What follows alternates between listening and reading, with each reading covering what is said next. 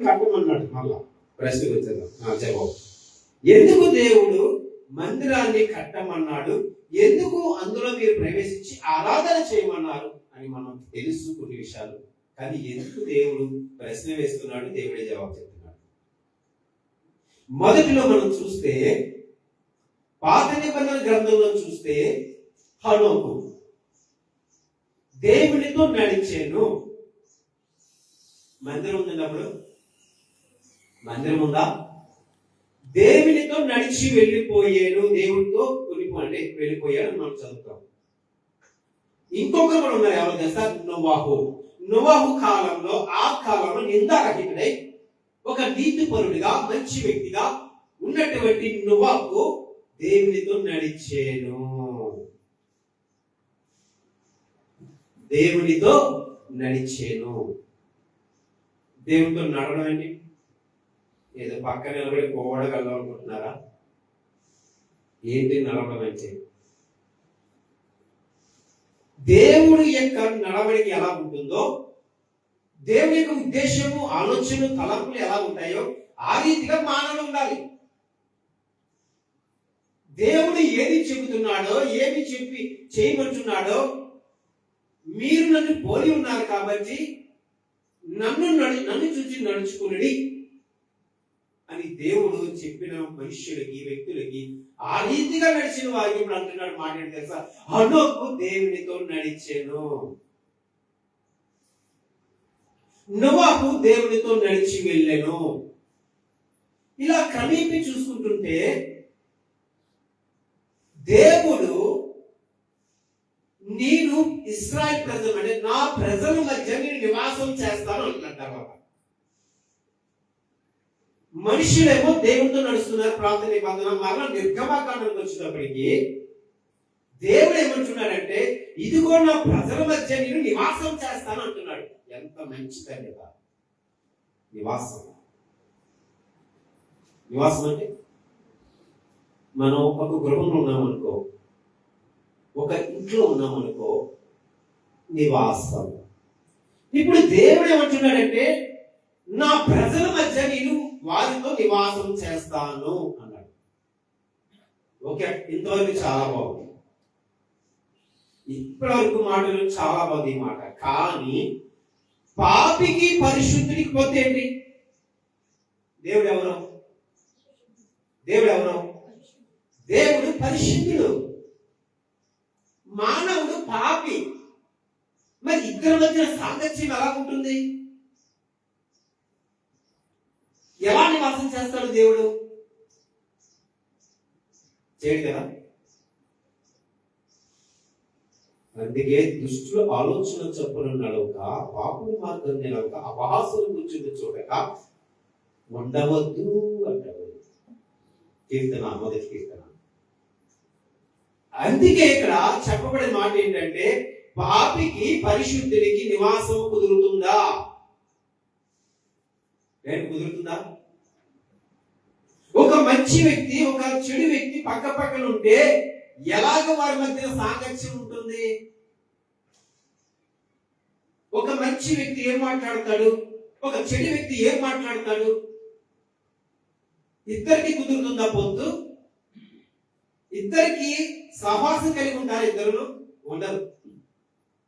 ప్రియ సంగమా, మనం ఆలోచన చేద్దాము. ఇక్కడ దేవుడు ఏం చెప్తున్నాడంటే, అంటే ఇప్పటివరకు మనం చెప్పుకోవాలి కదా మందిరం ఎలా వస్తుందని, క్రమేపీ వద్దాం. ఇప్పుడు దేవుడు మహాపరిశుద్ధుడు, దేవుడు పవిత్రుడు. అందుచేతప్పుడు దేవుడు ఏమంటున్నాడంటే, ఇదిగో నాకు ప్రత్యక్ష గుడారం ఏర్పాటు చేయి మోషే అని అడుగుతున్నాడు. ఏంటంటే ప్రత్యక్ష గుడారము. నేను ఆ గుడారంపై వచ్చి మాట్లాడతాను. ఇప్పుడు చెప్పండి, నివాసం ఏమైంది? ఇప్పుడు పాపికి పరిశుద్ధునికి మధ్యన వ్యత్యాసం చూసారు అనిపిస్తుంది. జీవించలేడు, ఎందుకని మహాపరిశుద్ధుడైన ఆయన ఘనమైన పవిత్రుడు. అటువంటిప్పుడు పాపి అయినటువంటి మనిషితో ఎలా సాంగత్యం చేస్తాడు, వారితో నివాసం చేస్తాడు, చేయలేడు. అందుకే అన్నాడు, ఇప్పుడు మోషే ఇదిగో నీకు ప్రత్యక్ష గుడారం తయారు చేయి, అందులో మందసం పెట్టు, నేను వచ్చి ఆ ప్రత్యక్ష గుడారం మీద వచ్చి నేను మాట్లాడతాను. ఇప్పుడు చెప్పండి, ఎడబడి వచ్చిందా లేదా? వచ్చిందండి. పాపికి పరిశుద్ధుడికి ఎడబాటు. అందుకే ఒక మాట మనం జ్ఞాపకం చేసుకోవాలి, పాపమున్న చోట మంచి ఉండదు, మంచి ఉన్న చోట పాపం ఉండదు. అది దేవుని యొక్క గొప్పతనం, దేవుని యొక్క గొప్పతనం. అందుకే మంచి ఉన్న చోట చాలా మంది సహించలేరు, నిలబడలేరు, మందిరంలో ఉండలేరు, ఆరిపోతారు. ఎందుకంటే మాటలు, దేవుని మాటలు ఎలా ఉంటాయంటే ఖడ్గమంటి ఉండలేదు, గలిబిలైపోతుంది. మనసు ఎలా ఉంటుందంటే ఇంకా తట్టుకోలేదా. అందుకే మంచి ఉన్న చోట చెడు ఉండదు. హల్లెలూయా. దేవుడు ఒక మాట చెప్పాడు తెలుసా, చాలా అద్భుతమైన మాట ఏం చెప్పాడు తెలుసా, వెలుగుంటుండగానే మీరు పనులు చేయని అంటాడు. ఏంటి దానికి అర్థం ఏమంటే, రాత్రి కాలం వెలుగుంటుంది కానీ మీ పనులు మీరు చక్కదిద్దుకోండి, చక్క పెంచుకోండి, చూసుకోండి అంటాడు ప్రభు.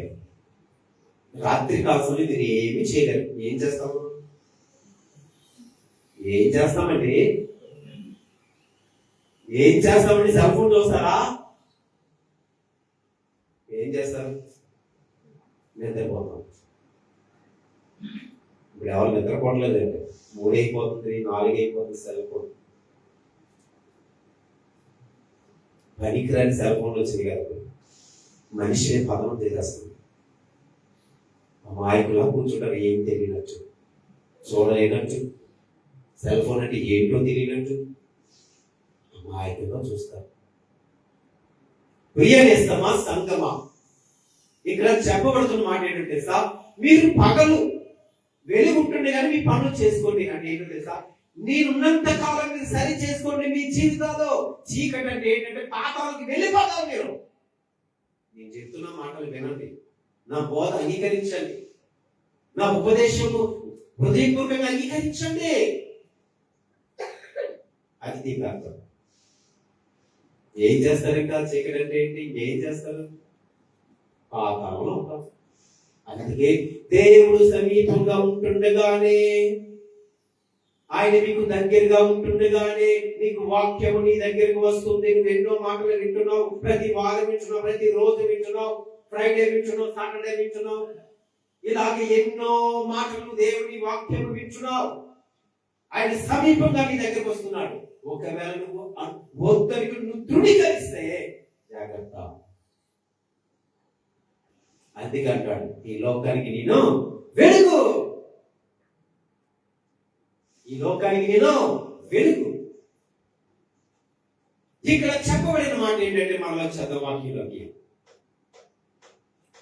ఇప్పుడు ప్రత్యక్ష గుడారం తయారు చేయమన్నాడు మోషేను. మోషే నీ వచ్చి ప్రజలతో నీతో మాట్లాడుతూ ప్రజలకు చెప్పు, వారేం చెప్తారో నాకు చెప్పు. మోషే చెప్తున్నాడు. అందుకే అప్పటి వరకు పగలు మేఘస్తంభమై, రాత్రి అగ్ని స్తంభమై, ఎంత మంచి మాట ఇది, ప్రజలతో నడిచాడు. హల్లెలూయా. ప్రజలతో నడిచాడు దేవుడు. పగలు మేఘస్తంభమై, రాత్రి అగ్ని స్తంభమై, దేవుడు ప్రజలతో నడిచాడంట.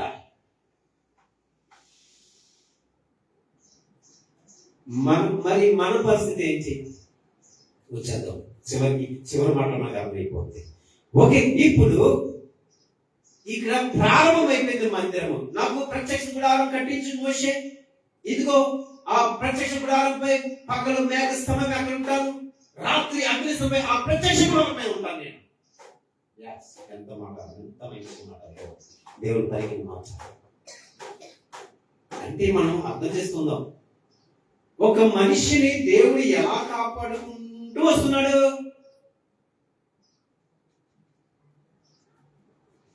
ఆయన కోరికలో చేసుకున్నటువంటి దేవుడు ఎలా సంరక్షించుకుంటూ ప్రజల్ని, తన సొంత ప్రజల్ని ఒక సన్మార్గంలో నడిపిస్తూ దేవుడు వెనకుండి నడిపిస్తున్నాడంటే నీ మీద ఎంత ప్రేమ ఉందండి.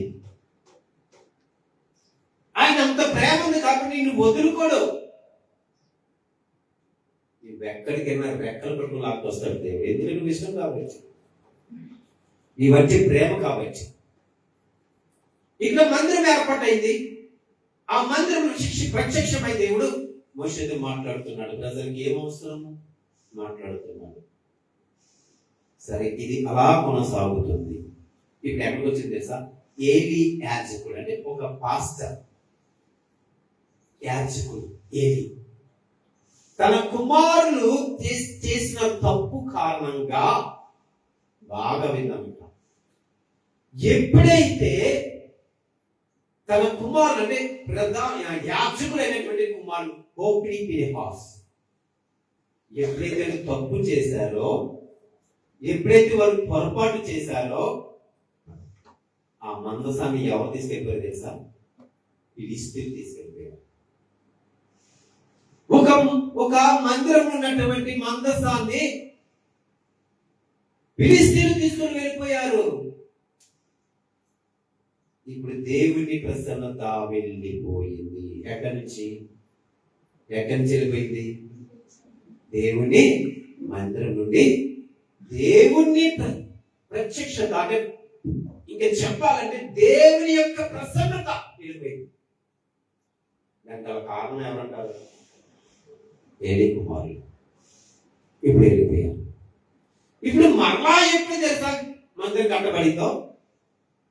మరలా సొలొమోను మహారాజు కట్టాడు. హల్లెలూయా. అప్పుడు మరలా దేవుడు ఆలయానికి వచ్చాడు. మరలా వచ్చాడు. సొలొమోను మహారాజు అద్భుతంగా మందిరాన్ని నిర్మించాడు. అద్భుతంగా నిర్మించాడు. మరలా దేవుడు తన ప్రత్యక్షత, తన సన్నిధి మరలా నిలిపాడు దేవుడు. ఇప్పుడు మరలా చూసుకుంటే బబులోనీయులు యెరూషలేము పాడు చేశారు. మరలా దేవుని ప్రసన్నత వెళ్ళిపోయింది. దేవుని మందిరం నుంచి మరలా వెళ్ళిపోయింది. బబులోనీయుల చేతులకు వెళ్ళిపోయింది. అన్యుల చేతులకు వెళ్ళిపోయింది. దేవుని ప్రసన్నత, దేవుని ప్రత్యక్షత మరలా వెళ్ళిపోయింది. మరలా యూదులు ఆలయాన్ని కట్టారు. ఇప్పుడు దేవుడు లేడు. యూదులు మరలా కట్టారు. మరలా లేదు. దేవుని ప్రసన్నత లేదు మందిరంలో. దేవుని ప్రసన్నత లేదు మందిరంలో. కానీ ఇప్పుడు అద్భుతమైన మాట ఏంటంటే, యోహాను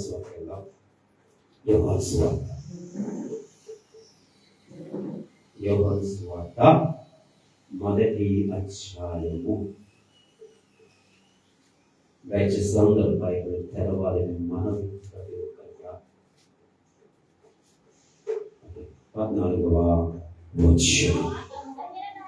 ఆ వాక్యము శరీరధారి అయి కృపా సత్య సంపూర్ణగా మన మధ్య నివసించి. చాలండి. చూసారు ఇప్పుడు ఎలా వచ్చాడు దేవుడు? ఎలా వచ్చాడండి? ఎలా వచ్చాడు? మందిరం కట్టబడిన మందిరంలో, యూదుల్లో కట్టబడిన మందిరంలో దేవుని ప్రసన్నత లేదు. దేవుడు అక్కడ నివాసం చేయడం లేదు. ఈ యొక్క ప్రత్యక్ష గుడారం అన్ని కూడా వెళ్ళిపోయి ఏది లేదు. కానీ ఇప్పుడు ఏం చేస్తున్నాడు దేవుడు? ఎలా వచ్చాడు? ఎలా వచ్చాడు భూమిదికి? ఏం అమర్చుకున్నాడండి? శరీరధారిగా ఒక మనిషిగా వచ్చేసాడు. ఏం చేస్తాడు? చదువు, మళ్ళా చదువు. ఆ వాక్యము శరీరధారి అయి కృపా సత్య సంపూర్ణుడుగా మన మధ్య నివసించను. తండ్రి వలన కలిగిన అద్వితీయ కుమారుని మహిమ వలె మనము ఆయన మాట్లాడుతాం. ప్రభు వచ్చేసాడు. భూమి మీదకి వచ్చేసాడు. ఏం ధరించులు వచ్చాడండి? ఏం ధరించులు వచ్చాడండి? చెప్పాలి. శరీరాన్ని ధరించుకొని మన మధ్య నివసించడానికి వచ్చేసాడు. ఇప్పుడు చెప్పండి, మందిరం కావాలా? టోటల్ కన్వీన్స్ కదా, మందిరం కావాలా? కావాలా? ఇప్పుడు మన మధ్య నివాసం చేస్తున్నాడు. ఇప్పుడేం చేస్తున్నారు తెలుసా? చూడండి, అద్భుతమైన మాట ఏంటో తెలుసా? తన సొంత ప్రజల యూదులు రోమిలతో కలిసి యేసుని చంపేశారు. చూసారు ఎక్కడి నుంచి ఎలా వచ్చిందో? చంపేశారు, ప్రభుని చంపేశారు. ఎవరు సహాయం పొందుకొని? ఒక అన్యులు సహాయం పొందుకొని రోమీయులు కలిసి యూదులు కలిసి యేసయ్యను చంపేశారు. తెలుసు మనందరికీ. ఎవరో కాదు, పరిసయ్యులు, సద్దుకయ్యులు, యూదులు, శాస్త్రులు, వీళ్ళందరూ కూడా దేవుడికి వ్యతిరేకం కదండి. వీళ్ళందరూ కలిసి ఏం చేశారు? యేసయ్యని చంపేశారు. ఇప్పుడు మరలా ఎలా కట్టబడుతుందట? ఎలా కట్టబడుతుంది? కొరింథీయులకు రాసిన పత్రిక, మొదటి పత్రిక, కొరింథీయులకు రాసిన మొదటి పత్రిక 6వ అధ్యాయము, చూద్దాము. 6వ అధ్యాయం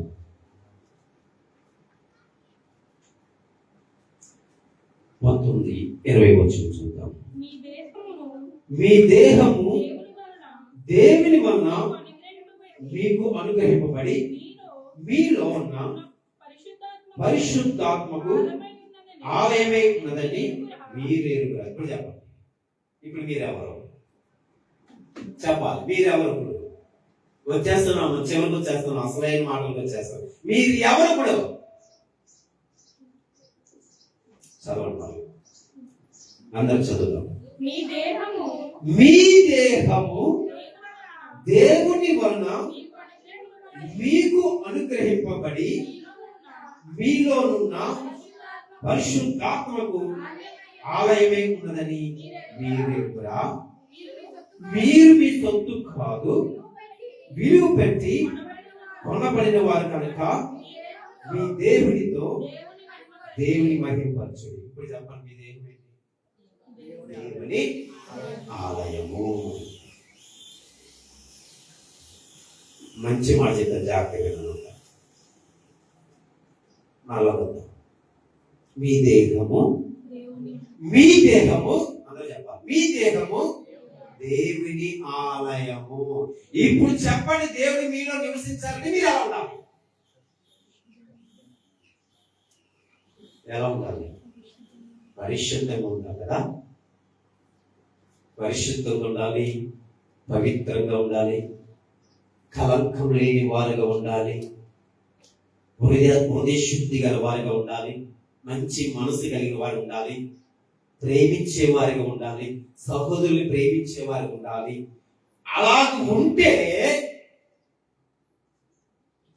మీ దేహమే ఆలయం అంటున్నప్పుడు, ఇప్పుడు ప్రభుని పరిశుద్ధాత్ముడు నివాసం చేయాలంటే ఇప్పుడు మీరు ఎలా ఉండాలి? పరిశుద్ధంగా ఉండాలి. దేవుని స్తోత్రం చేద్దాం అందరం. దేవుని స్తోత్రం, దేవుని స్తోత్రం, దేవుని స్తోత్రం. మంచిది. దేవుడు నీలోకి రావాలంటే పరిశుద్ధాత్మ ఆత్మదేవుని నీలోకి రావాలంటే నువ్వేం చేయాలి? పరిశుద్ధంగా జీవించాలి. ఇప్పుడు మొదట చెప్పాను కదా, పాపికి పరిశుద్ధునికి పొత్తు ఏంటి? పాపికి పవిత్రుడికి సహవాసం ఏంటి? నీకు వినిపించదు, అర్థం కాదు. ఏదో వస్తాము, ఏదో వింటాము, అట్లా వెళ్ళిపోతాం. ఓకే, ఇప్పుడు విషయానికి వద్దాం. ఒకవేళ దేవుడు నీలో నివాసం చేయకపోతే, నిన్ను విడిచి వెళ్ళిపోతే, ఆయన ప్రభావము, ఆయన ప్రసన్నత నిన్ను విడిచి వెళ్ళిపోతే నువ్వు ఎక్కడికి వెళ్ళిపోతావు? ఎక్కడికి వెళ్ళిపోతావు? వెంటనే పాతాళలోకి వెళ్ళిపోతావు. ఇంకోటి చదువుతాం. ఈ యొక్క పత్రికలోని అపోస్తలుడైన పౌలు రాసిన పత్రిక మూడవ అధ్యాయం. దయచేసి అందరూ బైబిల్ తెరుద్దాం. 3వ అధ్యాయము. అందరూ కూడా బైబిల్ తెరుద్దాం. 3వ అధ్యాయము 16-17. 3వ అధ్యాయము. మీరు దేవుని ఆలయమై ఉన్నారని దేవుని ఆత్మ మీలో నివసించున్నాడని మీరు ఎరుగరా? ఎవడైన జాగ్రత్త దేవుని ఆలయమును పాడు చేసిన ఎడల దేవుడు వారిని పాడు చేయడు. చెప్పండి, దీనికి అర్థం ఏంటి? ఇప్పుడు చెప్పండి, మీరెవరు? ఎందుకు మీరెవరు? ప్రియ సంగమా, మీరెవరు? ఎందుకు ఇప్పుడు చెప్పబడిన మాటలు లేకుండా మీరెవరు? దేవుడు మొదటిగా దేవుడితో నడిచిన వారు ఉన్నారు. ప్రజల మధ్యన దేవుడు నివాసం చేసినట్టు మనం చదివాము. నాకు ఒక ప్రత్యక్ష గుడారం కట్టాలని మోషేతో చెప్పాడు. తరువాత ఫిలిష్తీయులు ఆ యొక్క ప్రత్యక్ష గుడారం తీసుకుని వెళ్ళిపోయారు. దేవుని యొక్క ప్రభావం వెళ్ళిపోయింది. తరువాత సొలొమోను మహారాజు మందిరం కట్టాడు. తరువాత బబులోనీయులు వచ్చి యెరూషలేము పాడు చేస్తూ దేవుని మందిరాన్ని పాడు చేసినప్పుడు దేవుని ఆత్మ వెళ్ళిపోయింది. మరలా ఎప్పుడు వచ్చింది? ఓ సంగమా, మరలా ఎప్పుడు వచ్చింది? ప్రియ సంగమా, ఎప్పుడు వచ్చింది మరలా?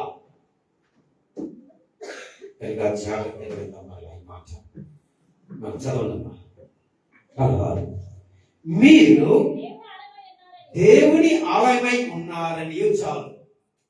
ఇప్పుడు మీరు ఎవరు చెప్పండి? చెప్పండి, ఎవరు మీరు? టిఫిన్ చేశారు లేదా? టిఫిన్ చేసి వచ్చారా లేదా? మాట రావట్లేదు. బయట చూస్తే ఇక్కడ అరుపులా చివరికి ఏం పడతాయి?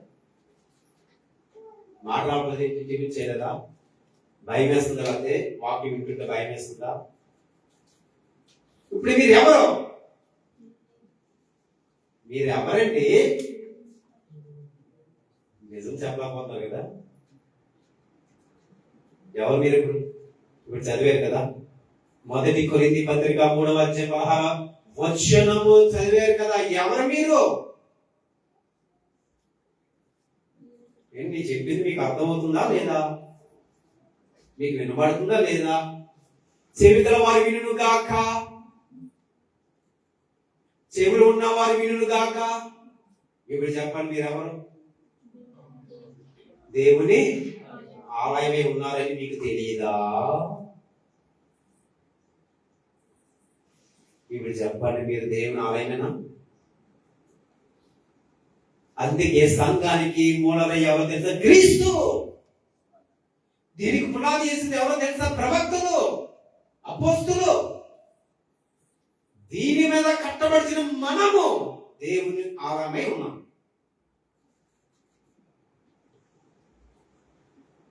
ఎంత గొప్ప తరుణం ఇచ్చారండి చివరికి. ఆయన శరీరధారి వచ్చాడు, మనలో నివాసించాలని, మనతో మాట్లాడాలని, తన యొక్క ప్రత్యక్షత చూపించాలని. అంతగా ప్రేమించిన దేవుణ్ణి యూదులు రోమిలు కలిసి చంపేశారు. ఇప్పుడు పరిశుద్ధాత్ముడు పని చేస్తున్నాడు. హల్లెలూయా. కనుక మనం జ్ఞాపకం చేసుకుంటే ఇక్కడ చెప్పబడిన మాట మరలా చదువుతాం. ఓకే. మీరు దేవుని ఆలయం ఉన్నారని దేవుని ఆత్మ మీలో నివసించుతున్నాడని. ఇప్పుడు ఎక్కడ నివాసం చేస్తున్నాడు చెప్పండి? ఇప్పుడు అక్కడ పాత నిబంధనలు మోషే ఈ ప్రజల మధ్యన నేను మధ్యన జాగ్రత్తగా మాట, ఈ ప్రజల మధ్యన నేను వాసం చేస్తానన్నాడు. కుదరలేదు. ఎందుకంటే మనిషి పాపి, దేవుడు పరిశుద్ధుడు. కుదరలేదు. ఇక్కడ చెప్పబడిన మాట ఏంటి తెలుసా? పరిశుద్ధాత్ముడంట నీలో నివాసం చేయాలనుకుంటున్నాడు. ఇప్పుడు చెప్పాలి, దేవుడు గొప్పవాడా కదా? దేవుడు గొప్పవాడా కాదా? చెప్పబడుతున్న మాట ఏంటి? మీరు దేవుని ఆలయం ఉన్నారని మీకు తెలియదా? ఆత్మ మీలో నివాసం చేస్తుంది మీరు ఎరుగురా?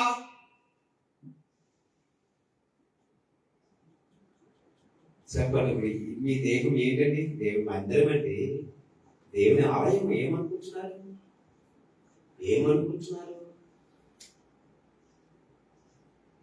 చాలా శత్రువులు ఆలయాన్ని పాడు చేశారు, మందిరాన్ని పాడు చేశారు, పడగొట్టించారు. వారి జీవితాలు భూస్థాపితమైపోయినాయి, వారి కుటుంబాలు భూస్థాపితమైపోయినాయి.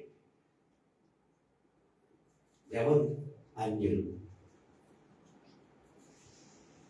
మరి మీ పరిస్థితి ఏంటి? ఇప్పుడు అసలు విషయంలో చదువు. మీరు దేవుని ఆలయమైనారని, దేవుని ఆత్మ మీలో నివసించుతున్నాడని మీరు ఎరుగురా? ఎవరైనను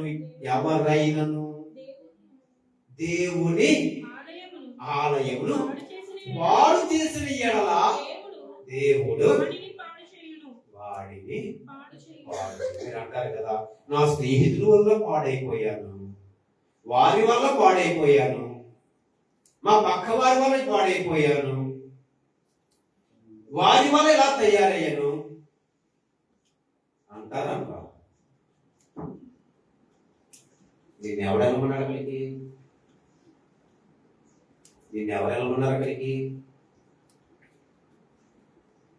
ఏ షాప్కి వెళ్తావు నువ్వు? ఎవరెళ్ళమన్నారు నిన్ను? ఓ నేస్తామని ఎవరెళ్ళమన్నారు అక్కడికి? ఎందుకు చెప్తావు ఎవరి గురించి? వారి వల్లే పాడైపోయాడు, నాకు ఏమీ తెలియదండి అంటారంట. ఇప్పుడు చెప్పండి, 17వ వచనం అలా చెప్పండి. ఎవడైనా దేవుని ఆలయం పాడు చేసి ఎడల దేవుడు వారిని పాడు చే. నీ దేహాన్ని నువ్వు త్రాగుతున్నావా? పొగ త్రాగుతున్నావా?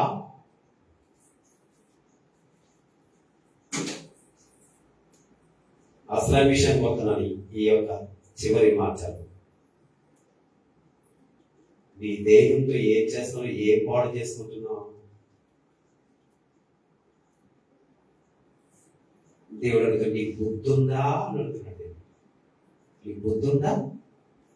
నీ దేహం ఏమనుకుంటున్నావు? దేవుని ఆలయం. ఆత్మ దేవుడు నీలో నివాసం చేస్తున్నాడు, నీకు తెలుసు కదా. నీ దేహము దేవుని ఆలయం, నీకు తెలుసు కదా. ఎందుకు పాడు చేసుకుంటున్నావు? అది ఇది దాన్ని చెప్పండి. ఎందుకు నువ్వు పాడు చేసుకుంటున్నావు? ఇప్పుడు మనుషులు ఏం చేయరు, కానీ ఇప్పుడు దేవుడు మాట్లాడుతున్నాడు. ఎవడైనను మీ యొక్క దేహము ఆలయం కనుక ఎవరైనా పాడు చేసుకుంటే వానిని దేవుడు, చెప్పండి, దేవుడు వానినే. ఎవరు కావాలండి? దేవుడే పాడు చేయడం. ఏమైపోతావు? ఏంటో ఈ బాధ, ఏ తప్పు చేశానో, ఏం చేశానో. మనం చేసి ఏం చెప్తాంటే తప్పించుకుంటాం, ముసుకేసుకుంటాం. ఏం చేశాను ప్రభా నువ్వు దేవుడిని ప్రశ్నిస్తావు కదా. ఇట్లా ఏంటంటే నా జీవితం నేను ఎలా ఆడికి పాడు చేసుకున్నాను ఎందుకు?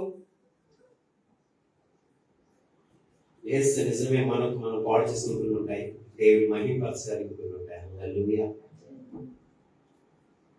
ఎన్నో ఆలోచించారు. మరి వాళ్ళు ప్రార్థన చేస్తారు, వాళ్ళకి ఎందుకు వచ్చింది? ఏమో, దేవుడి మహిమపరచడానికి రావచ్చేమో, దేవుడికి మహిమ కలగాలేమో. ఇది చెప్పబడుతున్నమాట. అపోస్తలుడైన పౌలు సంఘానికి రాస్తూ, ఎవడైనను మీ దేహాన్ని పాడు చేసుకుంటే దేవుడు వారి దేహాన్ని పాడు చేయు. హల్లెలూయా. దేవునికి స్తోత్రం, దేవునికి స్తోత్రం. కనుక మనం చెప్పబడిన మాట ఎక్కడి నుంచి వచ్చామంటే, ఆది కాండం నుంచి ప్రారంభించాం. మనం దేవుడిని నడిచినట్టు, మనుషులు దేవుడితో నడిచి వెళ్ళినట్టు, ప్రజల మధ్యన దేవుడు నివాసం చేస్తున్నట్టు. దేవుడు ఉండలేక ఒక ప్రత్యేక కూడా నాకు కావాలి, ఈ ప్రజలతో మాట్లాడడానికి నాకు కావాలన్నాడు. ఇవన్నీ చెప్పుకుంటూ వచ్చాను కదా. చివరికి దేవుడు ఏం చేశాడు? ఇవన్నీ కుదరలేదు. శరీరాన్ని అమర్చుకుని ఈ భూమి మీదకి వచ్చాడు, మనతో నివాసం చేయాలని కుదరలేదు. ఆయన మాటలు ఎవరికి చెప్పాలంటే వర్ణించాలంటే జీవించుకోలేకపోయారు. ఎందుకంటే ప్రభు చెప్పేది ఉన్నది ఉన్నట్టుగా చెప్తాడు. ఆయన ఒకరే ప్రభు ఉన్నది ఉన్నట్టే చెప్తారు. కొంతమంది జీర్ణించుకుంటారు, కొంతమంది జీర్ణించుకోలేదు. ఎందుకంటే దేవుడు ఉన్నది కూడా చెప్తారు. అందుకే వీళ్ళందరికీ సర్దుకి విశ్వాసానికి వీళ్ళందరికీ కోపం వచ్చేసి ఎప్పుడు చంపుదామా వేస్తాయి అలా చెప్పేస్తారు. ఓకే, ఇక్కడ అయిపోయింది. ఇప్పుడు నీలో నివాసం చేస్తున్నాడు. అందరూ ఎవరైతే పాప అపోస్తల కార్యం చెప్పేస్తారు. అపోస్తల కార్యం 2వ అధ్యాయం పేతురు ప్రసంగంలో చెప్తాడు, ఎవరైతే పాపాన్ని ఒప్పుకొని క్షమాపణ కోరుకొని తన మనసును మార్చుకొని పాప క్షమాపణ ఒప్పుకొని యేసు నామములో బాప్తిసం పొందినప్పుడు వారికి పరిశుద్ధాత్మ దేవుని వారిలో నివాసం చేస్తాడు. అయిపోయింది. ఎప్పుడైతే నివాసం చేస్తున్నాడు దానికి అర్థం ఏంటంటే నీ దేహము దేవుని ఆలయం కాబట్టి నిజంగా దేవుని ఆత్మ నీలో పనిచేస్తే దేవుని మహిమను చూస్తాము. హల్లెలూయా. దేవుని మాటలు వింటావు నువ్వు, మందిరంలో కనిపిస్తావు నువ్వు.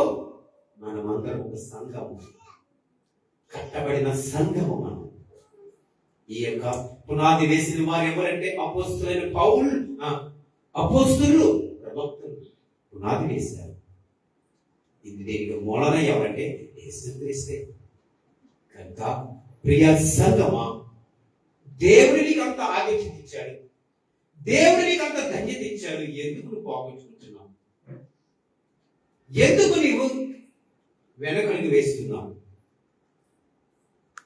మరలా చెప్పిన చివరి మాట, నీ దేహమే దేవుని ఆలయము. ఒకవేళ నీ దేహాన్ని పాడు చేసావా, దేవుని పాడు చేస్తాడు.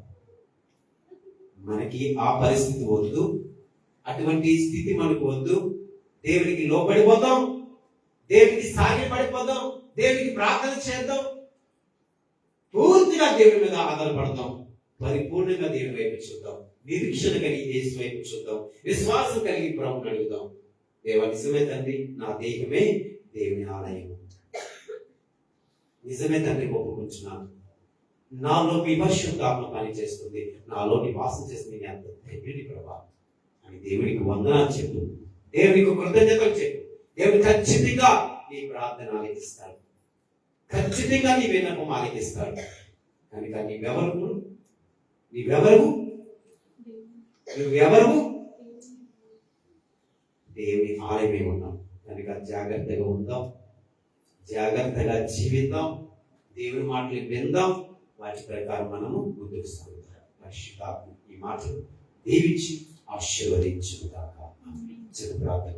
మహోన్నతుడ, పరిశుద్ధురానికి వందనాలు దేవా, స్తోత్రాలు చెల్లించుకుంటున్నాం. ఈరోజు తండ్రి నాయన చక్కటి మాటలు మాకు తెలియపరిచారు, వివరించారు. ఆయన నీకు స్తోత్రాలయ్యా. ఇదిగో తండ్రి, మా మధ్యలో నివాసం చేయాలి అయ్యా, మా కొరకు నాయన సమస్తము చేయాలి, మాకు మార్గం చూపిస్తూ నాయన అయ్యా విన్నించి గొప్ప దేవుడు తండ్రి నాయన. రీతిగా నాయన మీ దేహము దేవుని ఆలయమే అనిపించబట్టి తండ్రి, మీలో నివసించిన వాడు ఆత్మ కదా అని సెలవిస్తున్నారు తండ్రి. ఒకవేళ ఎవరైనా దేహాన్ని పాడు చేస్తే వాడిని పాడు చేస్తాను అయ్యా. నీకు వందనాలు తండ్రి. అటువంటి స్థితి మాకు ప్రభా, నీ తట్టు చూస్తున్నాం, విశ్వాసంతో నీ వైపు చూస్తున్నాం. నీ కొడుకుతో నాయన చేరులను వారి కుటుంబాన్ని దీవించారు. ఆన్లైన్ ద్వారా ఎవరైతే వీక్షించారు నాయన వారిని వారి కుటుంబాన్ని జ్ఞాపకం చేసుకోవాలి. క్రీస్తు ప్రభు పేరుగా ప్రార్థించి అడిగి వెళ్ళుకుంటున్నాను. ప్రియమైన పరమ తండ్రి, తండ్రి, కుమారుడు, పరిశుద్ధాత్మ త్రియేక దేవుని దీవెన ఆశీర్వాదం ఇప్పుడు ఎలా పిలుస్తున్నాక యొక్క ప్రార్థన వచ్చి విడలను వారి కుటుంబాన్ని ఆన్లైన్ ద్వారా వీక్షించిన వారు వారి కుటుంబం దేవుడు బహుగా దీవించి అద్భుతంగా ఆశీర్వదించుగాక. ఆమేన్.